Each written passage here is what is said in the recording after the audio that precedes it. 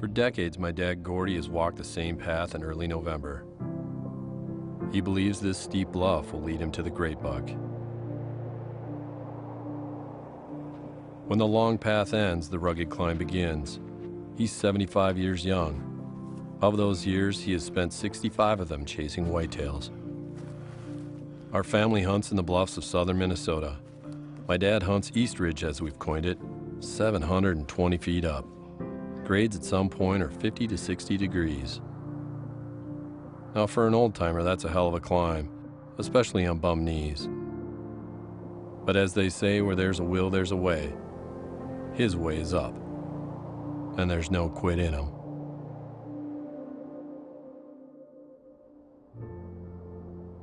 I've hunted whitetails with my dad for almost 40 years, and now my son hunts with us too. He always sticks to his opener traditions, popping powdered donuts and sharpening knives. We come from a great lineage of hunters. It was my great-grandfather Dvorak who got this all started. Grandpa Dvorak's theory was simple.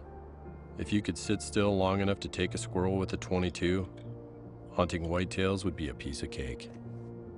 65 years later, Dad still subscribes to that theory. Once he gets to his stand, he never gets off of it. Ever. But he has to get there first.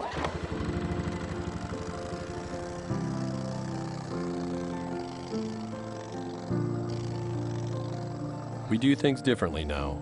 The long walk is now an incredible ride. After his second knee replacement, we found him another way to climb. Rather than 2 wheels, he now has 8. The ascent is completed in record time with this beast of a machine. He now goes as the crow flies with this amphibious XTV.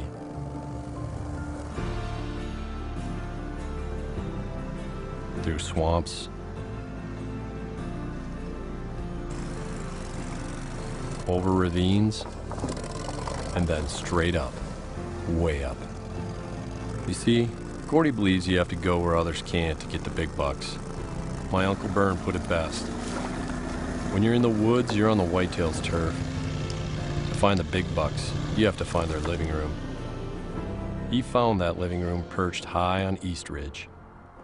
Most of his life, he's been tagging, dragging, and bragging. Dad has taken some dandy bucks off that steep ridge. He was right. The hardest spots to get to are the most rewarding.